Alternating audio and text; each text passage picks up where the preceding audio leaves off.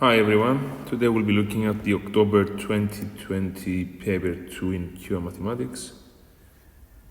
Question 1, we've got the table of values for x and y, and we need to use the trapezium rule to find an estimate for this integral.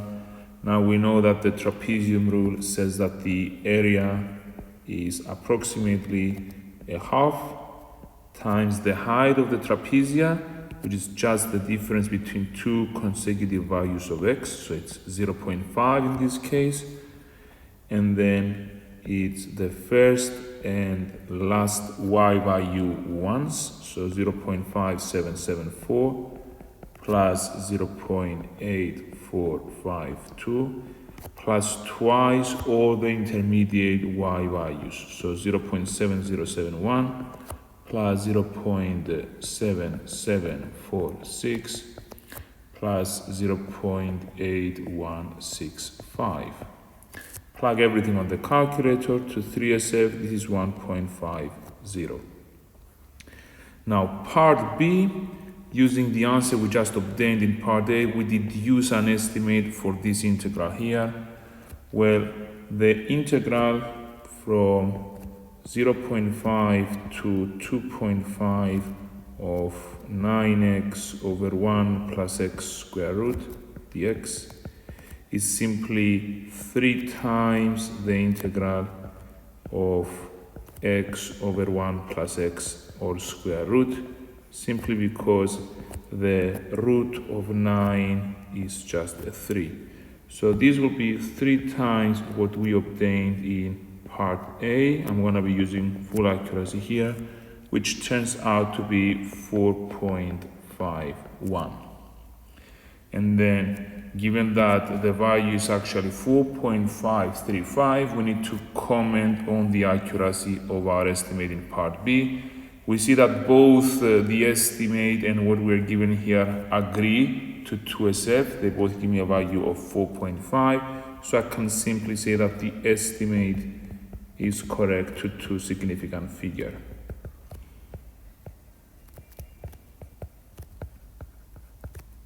In 2, it says that relative to a fixed origin, points P, Q, and R have position vectors P, Q, and R respectively. Now P, Q, R lie along a straight line. Q is a third of the way between P and R, so this is where Q is. So if this is 1, all of this is 3, and therefore this is 2. We need to show that the position vector of Q is given by this expression in terms of R and P. So I could simply start off by saying that the vector Q is just OQ, which is OP plus PQ. Now OP is P, and PQ is a third of PR because it's traveling along the same direction as PR, just a third of the way. Now this is P plus a third of R minus P, which is P plus a third of R minus a third of P, which is 2/3 of P plus a third of R, which ends up being a third of 2P plus R as required. Question 3, it's a logarithms question. We've got 2 log of 4 minus x is log of x plus 8. And we need to show that this leads to this quadratic, x squared minus 9x plus 8 is 0. It makes sense to start off by using the power law of logarithms to write that log of 4 minus x all squared is equal to log of x plus 8.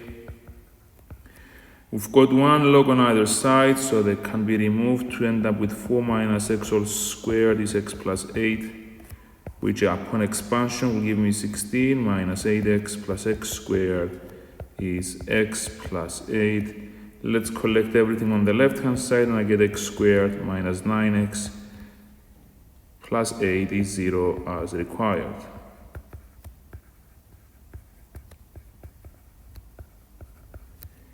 bi, we need to write down the roots of the equation. Now the roots can be obtained via factorization or the quadratic formula. It factorizes into x minus 1, x minus 8.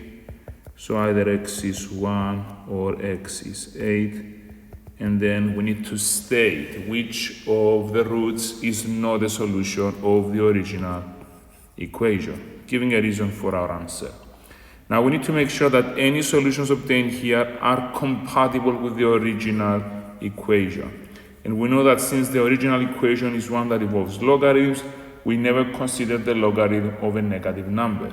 And it's obvious that for x being 8, log of 4 minus 8 will cause a math error if you're working on the calculator, because log of 4 minus 8 is not defined. So the answer here in BII will be x equals to 8 is not a solution, since log of 4 minus 8 is not defined.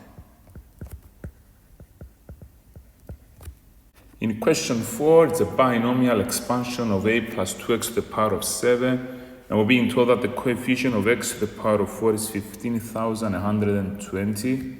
So we can just consider the term in x to the power of 4. This will be obtained by considering the binomial coefficient 7 choose 4. And I've got a to the power of 3, 2x to the power of 4. Remember that the two powers here need to add up to the total power. In case you've got 7 choose 3 here, it's the same thing. So with my calculator, I obtained that 7 choose 4 is 35.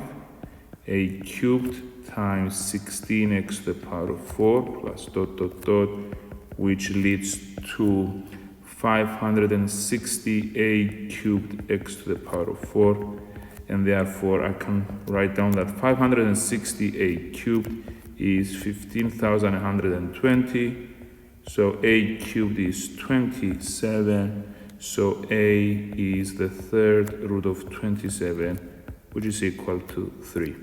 Question 5, the curve with equation y is 3 times 2 to the x meets the curve with equation y is 15 minus 2 to the x plus 1 at the point P, and we need to find the exact x coordinate of P. In other words, I start by equating the two curves. There we are. And then I can write 2 to the x plus 1 as 2 to the x times 2 to the 1. So 3 times 2 to the x is 15 minus 2 times 2 to the x. I will let w here be 2 to the x, which leads to 3w is 15 minus 2w. So 5w is 15 and w is 3. Now w was 2 to the x, so I could take logs of both sides to solve for x. So x log 2 is log 3. So x turns out to be log 3 over log 2. Remember, we have to give our answer in exact form. No need to use decimals here. If you took log to any other base, including the natural logarithm, that would also be acceptable. In question 6, we start off by being asked to find a, b, and c here. So it makes sense to start by using long division. So we've got x squared plus 8x minus 3 divided by x plus 2. So I know there are many ways you can do this. That's one way we use here. So x squared times x is, x times x is x squared. X times 2 is 2x. We subtract, we get 6x minus 3. So we need a plus 6 here. It's 6x minus 12. We subtract yet again, and we get minus 3 minus 12, which is minus 15. And therefore, at the moment, we've got that x squared plus 8x minus 3 over x plus 2 is equal to x plus 6 minus 15 over x plus 2. So A is 1, B is 6, and C is negative 15. And then in B, we will have to use the answer we just obtained to find the exact value of this integral. So it's the integral from 0 to 6 of x plus 6 minus 15 over x plus 2 with respect to x. Obviously, the x will become x squared over 2 plus 6x minus 15 ln of x plus 2 from 0 to 6. Well, if I substitute the upper limit, it's going to be 6 squared over 2 plus 6 times 6 minus 15 ln 8. And if we plug in the lower limit of 0, it's obviously going to be 0 plus 0 minus 15 ln 2. Notice that we have been asked to give our answer in a particular form, which means that we need to end up at exactly this form. Now 6 squared is 36 over 2, it's 18, plus 36, it's 54, minus 15 ln, well 8 is 2 to the power of 3, plus 15 ln 2, so this is 54 minus 45, the 3 comes down, the power of logarithms, ln 2 plus 15 ln 2, which leads to the final answer of 54 minus 30 ln 2, which matches the form of the answer requested in the question. In 7, we've got a schedule of the curve with this equation here, and we need to show that the derivative is this one here. So I will start by writing out y. It's 4x squared plus x over the 2 root of x minus 4 ln x. Before proceeding, I will split this into 3 terms. So it's 4x squared over 2 root x plus x over 2 root x minus 4 ln x, which leads to 2x to the power of 3 over 2 plus a half x to the power of a half minus 4 ln x, which means we are now in a position to differentiate. We get the power down, so 2 times 3 over 2, it's 3. I deduct 1 from the power, plus a quarter x to the minus a half, minus 4 over x. The derivative of ln x is just 1 over x. Now I will be expressing everything over a common denominator of 4x, which means this needs to be multiplied by 4x. This will be multiplied by x and this by 4.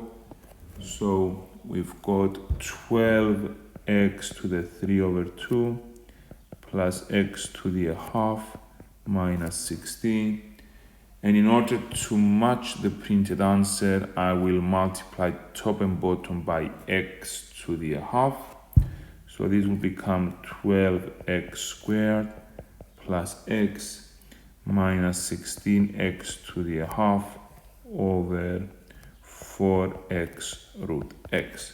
So we have multiplied top and bottom by x to the half. And this is exactly the answer we were asked to find, so as required.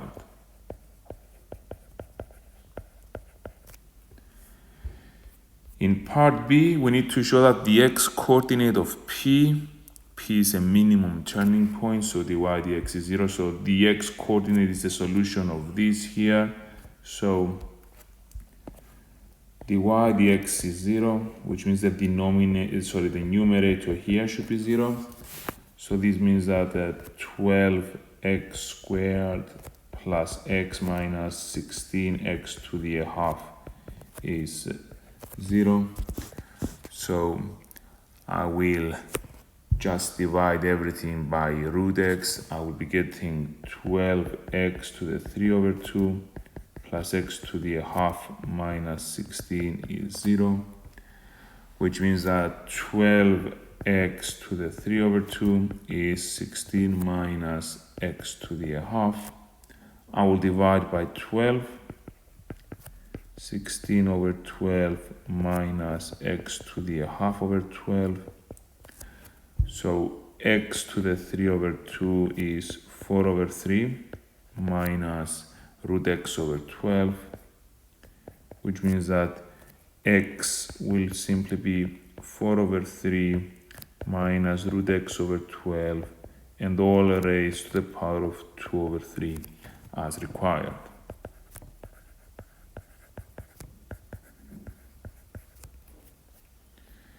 In part C, we need to use the iteration formula given here. Starting with x1 is 2 to find the value of x2 to 5 dps, and then the x coordinate of p to 5 decimal places. So starting with x1 is 2, I will just plug everything on the calculator, and we get that x2 is 1.13894 to 5 decimal places, and then to find the value to 5 dps, I keep following this iterative process until the 5th decimal place stabilizes, and this happens after multiple times I press the equal sign on the calculator, and it gives me an answer of 1.15650. In question 8, it's a curve which satisfies that the derivative is 6x squared plus ax minus 23 for a being a constant. The y-intercept of c is negative 12 and x plus 4 is a factor. So we need to find f of x. I will start by integrating the derivative. So the integral of 6x squared plus ax minus 23 dx, which is 6x cubed over 3 plus ax squared over 2 minus 23x plus c, which simplifies to 2x cubed plus ax squared over 2 minus 23x plus c. We know that the y-intercept is negative 12, so f of 0 is negative 12, leading to negative 12 is simply c. And then the fact that x plus 4 is a factor means that f of minus 4 is 0. So f of minus 4 is 0, which means that 0 is 2 times negative 4 to the power of 3 plus 8 times negative 4 squared over 2 minus 23 times negative 4 minus 12, which is the value of c we found. Now, if I do the numbers here, I get negative 48 plus 8a is 0. So 48 is 8a. So it turns out that 6 is equal to a. And therefore, f of x will be 2x cubed plus 6x squared over 2 minus 23x minus 12. I had to give my answer in a simplified form, so 2x cubed plus 3x squared minus 23x minus 12 is the final answer. In question 9, it's a modeling question. A quantity of ethanol was heated until it reached boiling point, and this is the formula connecting the time with the temperature. We're being told that the initial temperature was 18 degrees and 10 seconds later the temperature was 44 degrees. We need to find a complete equation for the model, giving the values of a and b to 3 significant figures.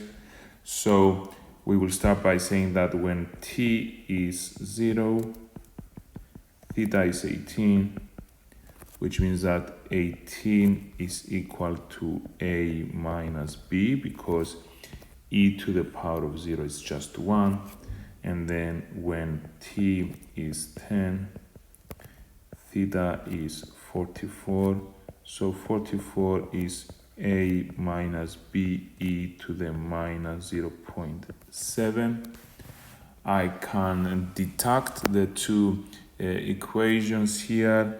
44 minus 18 is 26, which is minus b e to the minus 0.7 plus b. I will factor out the b on the right hand side. It's b brackets 1 minus e to the minus 0.7. So 26 over 1 minus e to the minus 0.7 is equal to b. Plugging this on the calculator, we get that b is 51.647 ... and then 18 is a minus the value of b we just obtained. So it turns out that a is 69.647. We need to give the full equation of the model, giving a and b to 3SF. So 69.6 minus 51.6 e to the minus 0.07 t. Now, part B says that the ethanol has a boiling point of approximately 78 degrees Celsius, and we need to use this information to evaluate the model. Now, we know that once we reach the boiling point, the temperature will not increase further. So, looking at this equation here, as t tends to infinity, we know that this term here goes to 0 and we are left with the 69.6.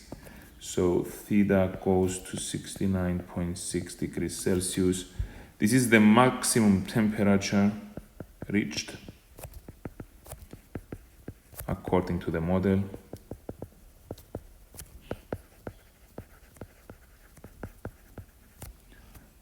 Which is lower than 78 degrees.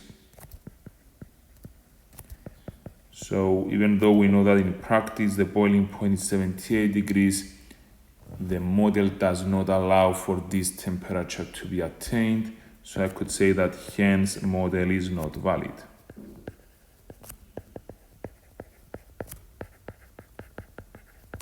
Question 10, trigonometry. We need to show that the cosine of 3a is 4 cos cubed of a minus 3 cos a.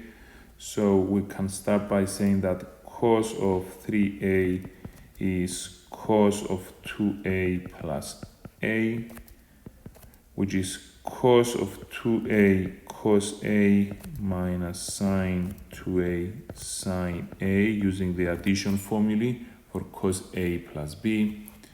Now, cos of 2a is 2 cos squared a minus 1, and sine of 2a is 2 sine a cos a. So this leads to 2 cos cubed a minus cos a minus 2 sine squared a cos a. I will be replacing the sine squared with 1 minus cos squared in order to get everything in terms of cosines here. And I will expand to get 2 cos cubed a minus cos a minus 2 cos a plus 2 cos cubed a, which is 4 cos cubed a minus 3 cos a as required. So with this show that questions, make sure you start from one side and you go to the other. You show all steps so that you completely explain what's happening. And then hence, which means we need to use whatever we have established to be true here in part A. And we need to solve this equation here for x between minus 90 to 180. Obviously, we are in degree mode. So we've got 1 minus cos 3x is sine squared x. So I will be replacing the cos of 3x with what we obtained here, 4 cos cubed x minus 3 cos x. And sine squared can be written as 1 minus cos squared. So the ones go away, the negative will go away. I end up with 4 cos cubed x minus 3 cos x is cos squared x, which means I will collect everything on one side. 4 cos cubed x minus cos squared x minus 3 cos x is 0. I will factor out the cos of x, and I'm left with 4 cos squared x minus cos x minus 3 in the bracket, which will be further factorized into cos x, and I've got 4 cos x plus 3 and cos x minus 1. And all of this is equal to 0, which means that either cos of x is 0 or cos of x is minus 3/4 or cos of x is 1. So for each of these simple trigonometric equations, I will be generating my principal value, the value that will allow me to generate all other solutions. So it's 90, it's 138.6 or 0. So we get that x is plus minus 90 plus 360n, and could be an integer, plus minus 138.6 plus 360n and 360n, and all of these leads to the solutions of minus 90, 0, 90 and 138.6. In question 11, we've got a graph with this equation here. The first thing I will do is just identify individual branches without the modulus sign. So the one on the right hand side is 2 brackets x plus 4 minus 5, which simplifies to 2x plus 3.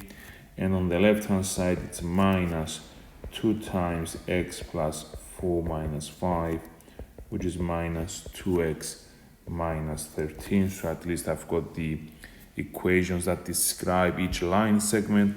Find the coordinates of P. P is the vertex. It's the point where this modulus becomes 0.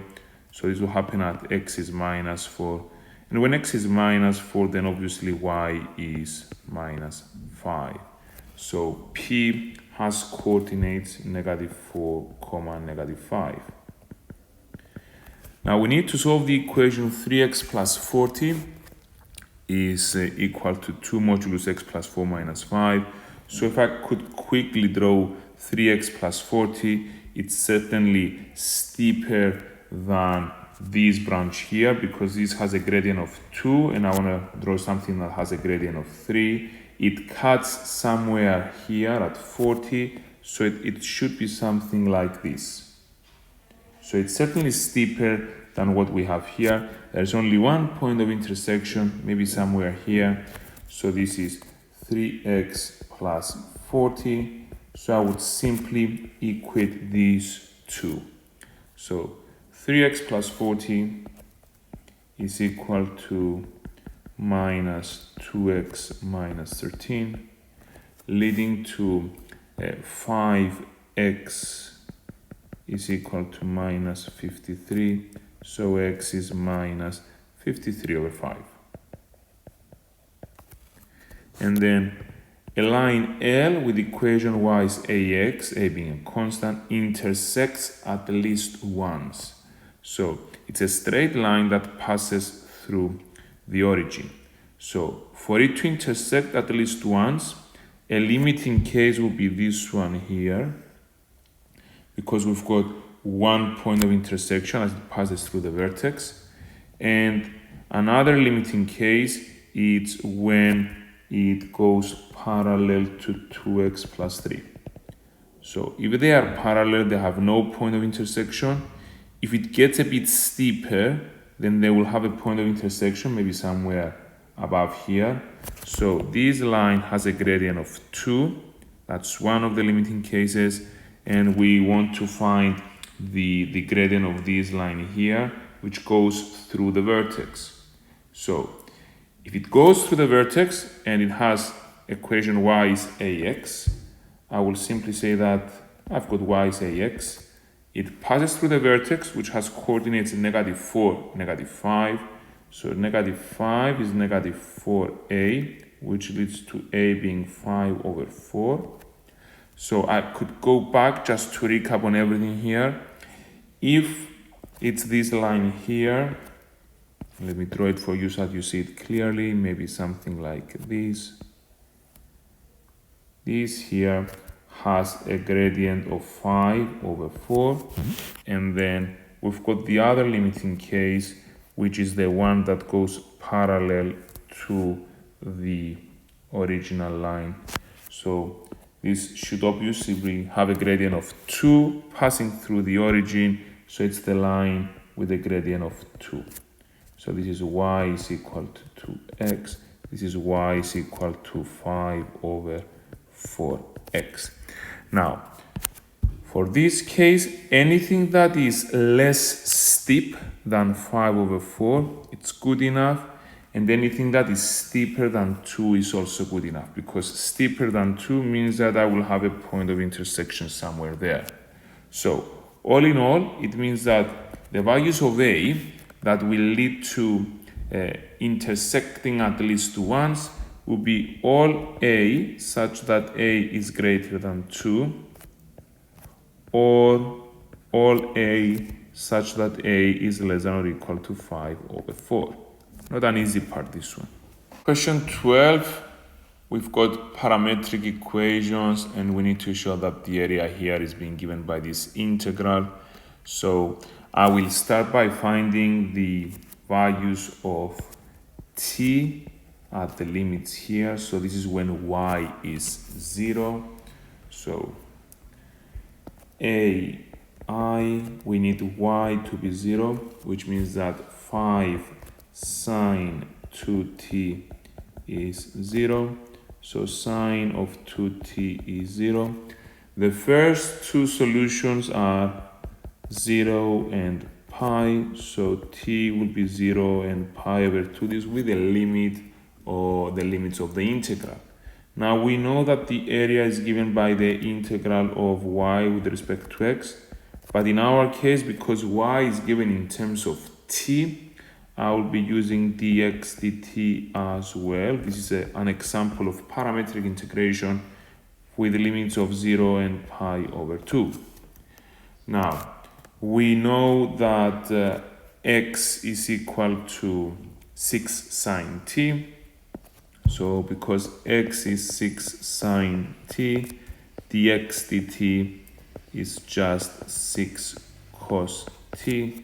So the integral becomes the integral from 0 to pi/2 of 5 sine 2t, that's the y, times 6 cos t dt. Now I'll be using the double angle formula for sine of 2t to write it as 5 times 2 sine t cos t times 6 cos t dt, which leads to an answer of 60 sine t cos square t dt as required.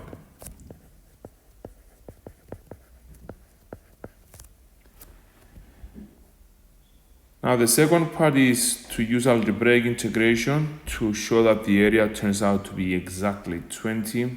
So I will start by writing that r is 60 times the integral from 0 to pi/2 of sine t times cos t all squared. Now, we know that the derivative of cos t is negative sine t, and it would be just great if this was the derivative of the bracket, which means I need to introduce a negative sign here. So I put a negative sign here and a negative sign outside to counterbalance the effect of the introduction of the negative sign. And we now have this being the derivative of cos t, which means I can simply increase the power by 1, divide by the new power. The limits are 0 and pi/2, which leads to minus 20 cos of pi/2 cubed minus 20 cos of 0 cubed, and this leads to 20 as required.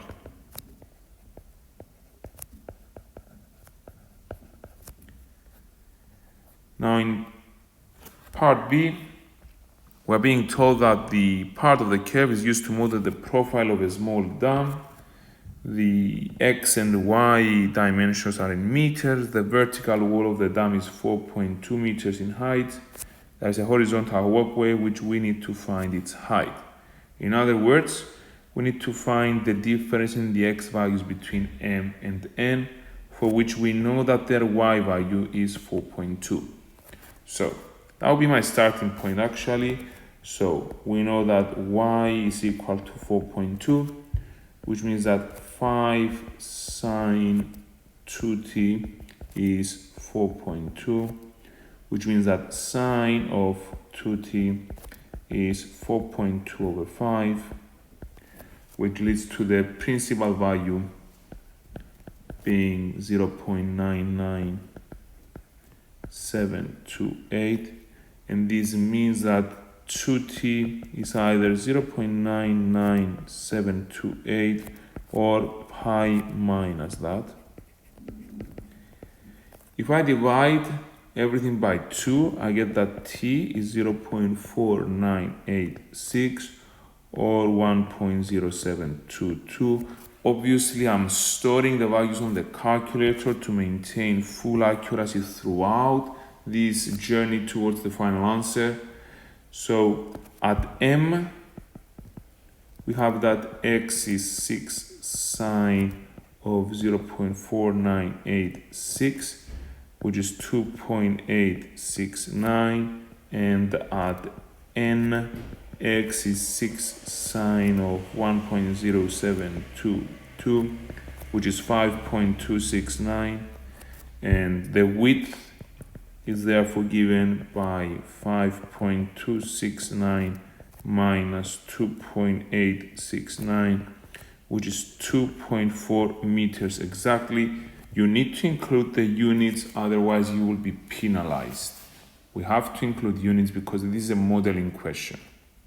In 13, it's the function g defined by 3 ln x minus 7 over ln x minus 2. This is defined for x greater than 0 and x not equal to k, and we need to deduce the value of k. Now, we cannot have the denominator being 0, so we cannot have ln x minus 2 being 0, so this cannot be 0, which means that ln x cannot be 2, so x cannot be e squared, and therefore k is e squared. Now we need to prove that g dash of x is greater than 0.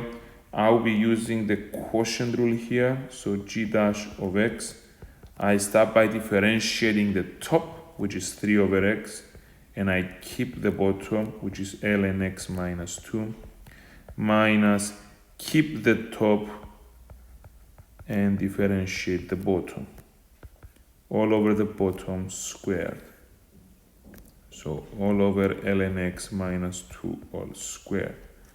Now I will write it a bit better here. I get the x down and I get 3 ln x minus 6 minus 3 ln x plus 7 over the denominator of x brackets ln x minus 2 all squared, which simplifies to 1 over x ln x minus 2 all squared.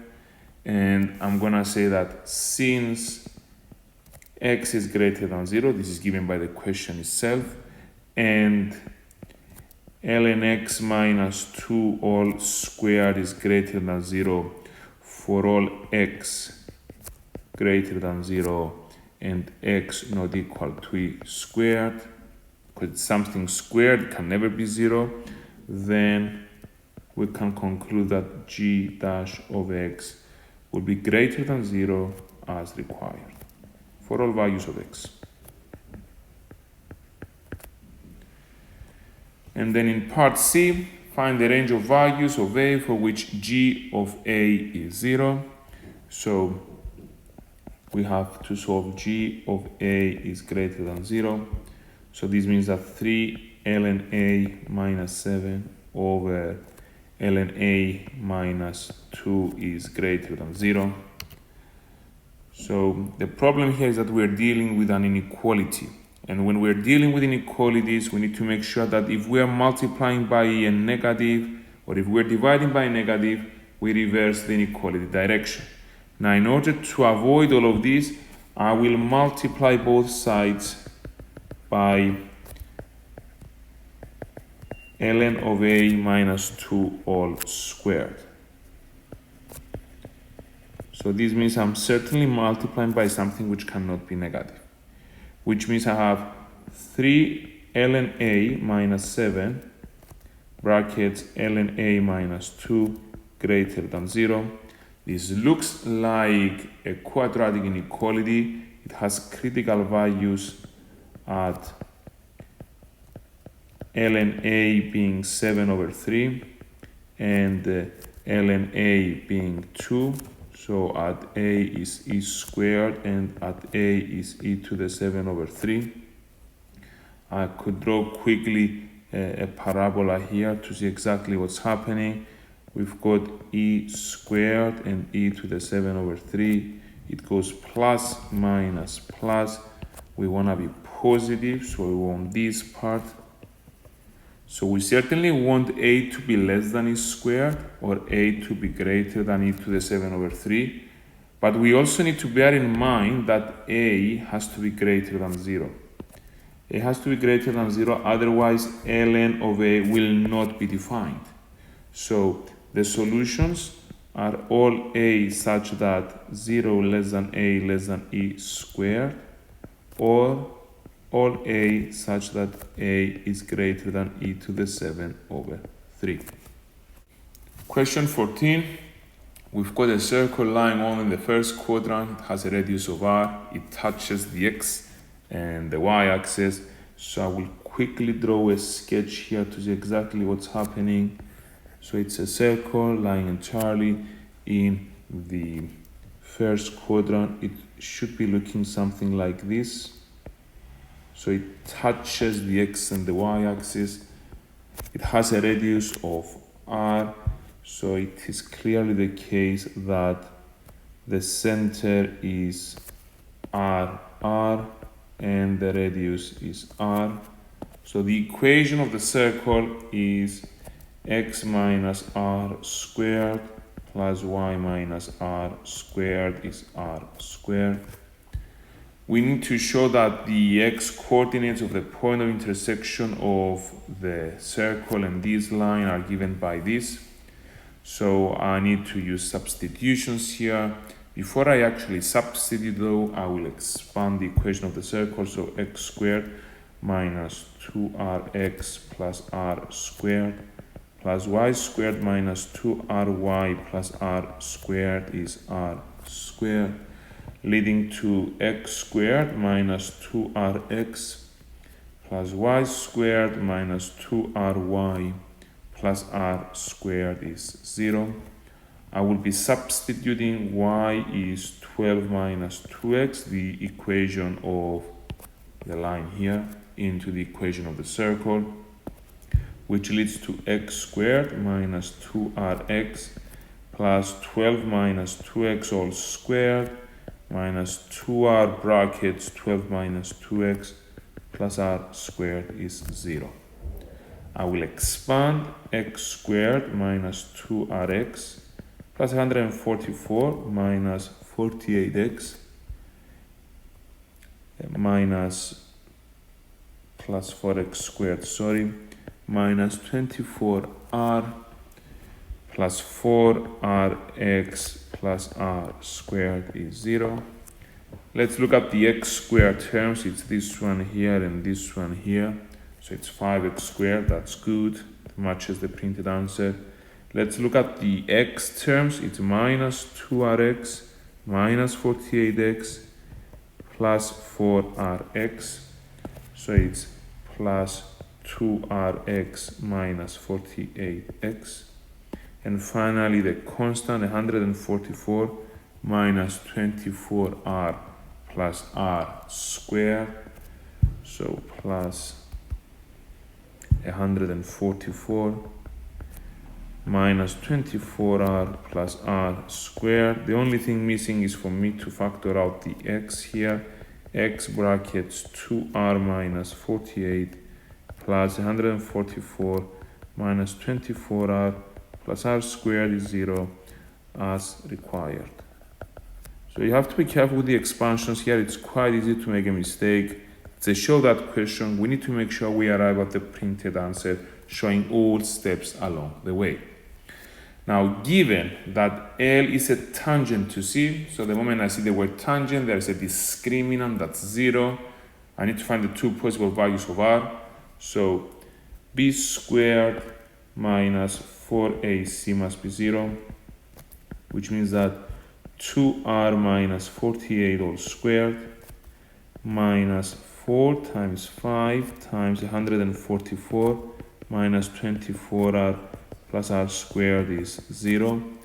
I will expand this into 4R squared minus 192R plus 2304 minus 20R squared plus 480R minus 2880 is equal to 0, which leads to minus 16r squared plus 288r minus 576 is 0.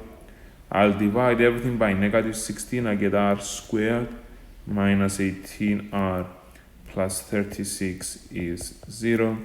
And I'm going to be using the quadratic formula, completing the square to get the answer, because the question said fully simplified sets as the answers. So it could not be the case that this factorizes into something nice.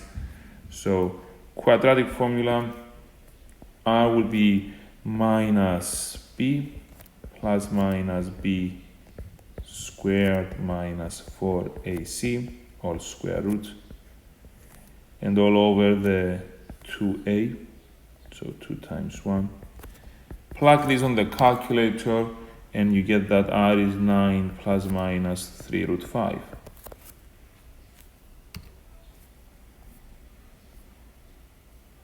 Question 15. We need to prove that the sum of a geometric series is given by this expression here. Now, we know that Sn means add up all the terms, so u1 plus u2 plus u3 plus dot dot dot plus un. We know that the first term is a, the second term is ar, the third term is ar squared, and this continues along this pattern with the nth term being ar to the n minus 1. Now, if I multiply everything by r, I get rsn is ar plus ar squared plus ar cubed plus dot dot dot plus ar to the n, which means that upon deduction I'll be having lots of simplifications. This will go away, this will go away, everything will go away apart from the very first on the left and the very last on the right. So Sn minus rsn is a minus ar to the n. Remember, it's a prove that question, so we need to be careful. We are showing every single step. We're not skipping any step. I will factor out the Sn on the left hand side into Sn1 minus r, and I will factor out the a on the right hand side, and then this simply leads to the desired result. In part B, we need to find the exact value of r, given that S10 is 4 times S5. So what we can do here is simply write that S10 is 4 times S5. So A1 minus r to the 10 over 1 minus r is 4 times A1 minus r to the 5 over 1 minus r. Obviously, we've got some simplifications, the a with the a and the 1 minus r with the 1 minus r. The left hand side factorizes into 1 minus r to the 5, 1 plus r to the 5. It's the difference of two squares. And then we've got a further simplification of the 1 minus r to the 5. So r to the 5 is equal to 3, which means that r is the fifth root of 3. 16, we need to use algebra to prove that the square of any natural number is either a multiple of 3 or one more than a multiple of 3. So I will start by considering 3n minus 1, 3n, and 3n plus 1, where n is an integer. This means that I have actually exhausted all possibilities for integers, because 3n minus 1, 3n, and 3n plus 1 are 3 consecutive integers. So each and every integer that exists out there, it can be written in exactly one of these forms. Now then, 3n minus 1 all squared is 9n squared minus 6n plus 1, which is 3 times 3n squared minus 2n plus 1. So it's one more than a multiple of 3. Then we will consider the 3n plus 1 case. So 3n plus 1 squared is 9n squared plus 6n plus 1, which is 3 times 3n squared plus 2n close brackets plus 1, which is again one more than a multiple of 3. So there it is, the conclusion there. And the third case is 3n all squared, which is 9n squared, which is 3 times 3n squared, obviously a multiple of 3. So in all cases, we either arrive at a multiple of 3 or one more than a multiple of 3. So we're missing the conclusion. Hence, the square of any natural number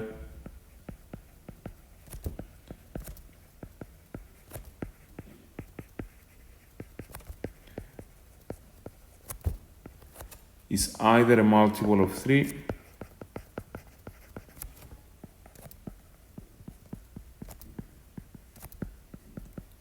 or one more than a multiple of 3. We always copy and paste whatever the question is telling me when we've got these prove that or show that questions.